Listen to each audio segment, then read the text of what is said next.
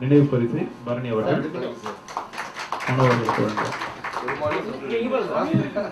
எல்லாருமே பெருமாள் தானா? இன்னும் கொஞ்சம்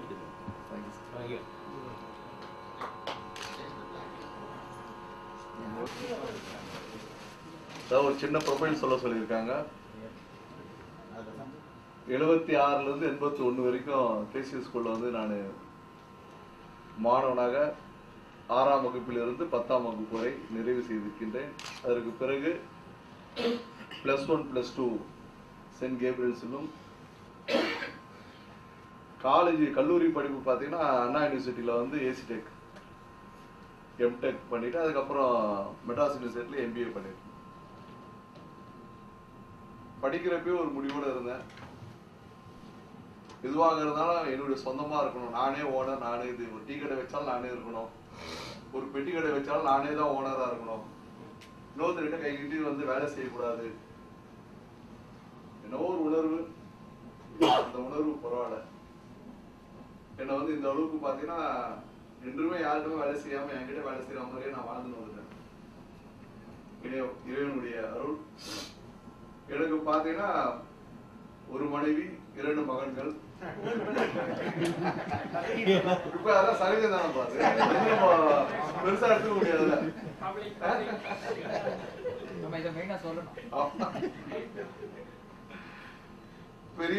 பெரிய மகன் வந்து லயலால வந்து பிகாம் செகண்ட் இயர் பண்ணிட்டு இருக்காரு.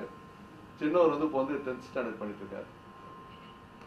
என்னுடைய மனைவி வந்து டீச்சரா தான் வேலை செய்யறாங்க. இப்பதான் வந்து அந்த வேலையை வந்து விட்டுருக்காங்க.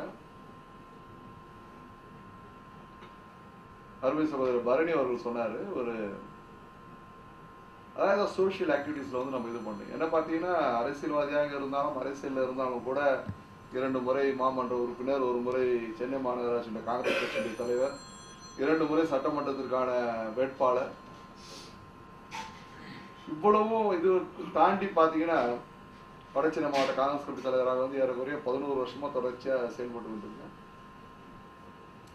எனக்குன்னு ஒரு அறக்கட்டளை உருவாக்கி என்னுடைய தலைவர்கள் பேராளு காமராஜர், மூப்பனார், வாசன்ற பேராளு ஒரு அறக்கட்டளை உருவாக்கி ஏறக்குறைய ஆண்டுக்கு பாத்தீங்கன்னா ஒரு 30 ல இருந்து 35 லட்சம் ரூபாய் வரைக்கும் என்னுடைய சொந்த பண உழைப்பு, யாரிடமும் ஒரு காசு கூட வசூல் பண்ணாம என்னுடைய உழைப்பின் மூலமாக வர பணத்தை அதுல வந்து கரெக்டா அந்த டைலரிங் மிஷின் கொடுக்கறது, ஊனமுற்றோர்களுக்கு வந்து 3 சக்கர வண்டிகள் கொடுக்குறது, அந்த மாதிரி வந்து கண்டினியூஸ் ஆக்டிவிட்டிஸ் பண்ணிட்டே இருக்கும். வருஷத்துக்கு வந்து அதை வந்து ஒரு இதுவா வச்சுட்டு இருப்பேன் நான்.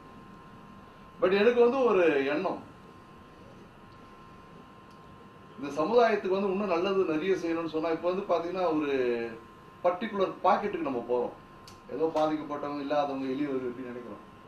பட் வருங்கால சமுதாயம் நல்லா வந்து உங்களுக்கு வந்து ஒரு நல்ல ஸ்ட்ராங்கா ஸ்ட்ரென்த்தனா இருக்கணும்னு சொன்னீங்கன்னா ஸ்கூல் லெவல்ல இருந்து நம்ம வந்து அந்த பசங்களை கொண்டு வரணும்.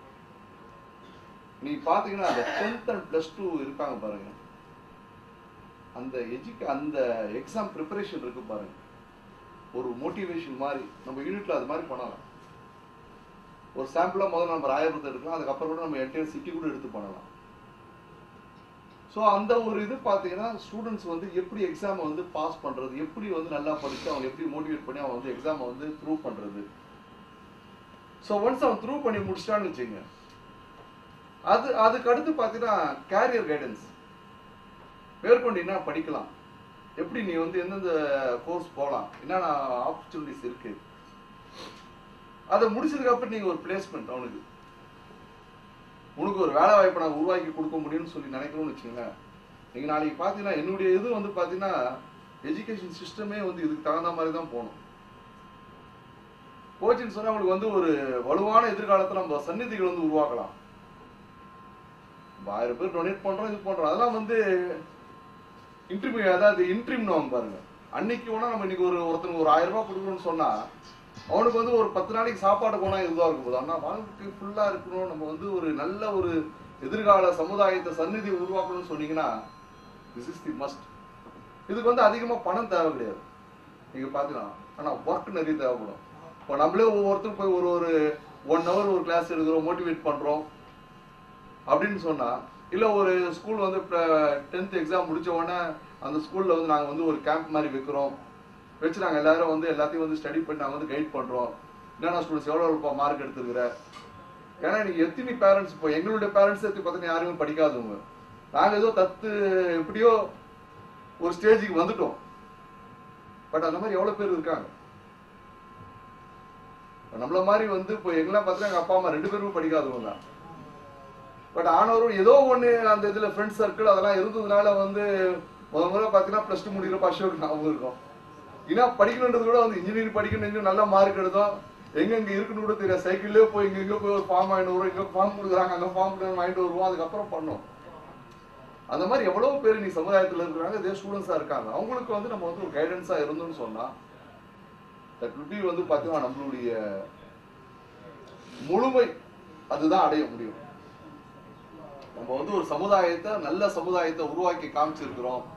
இந்த கேசிஎஸ் ஸ்கூல் ஸ்டூடெண்ட்ஸ் வந்து ஒரு பெரிய ஒரு சமுதாயத்தை உருவாக்கி இருக்கிறாங்கன்றப்ப இதே வந்து மற்றவங்களும் ஃபாலோ பண்றாங்கன்னு வச்சுங்க.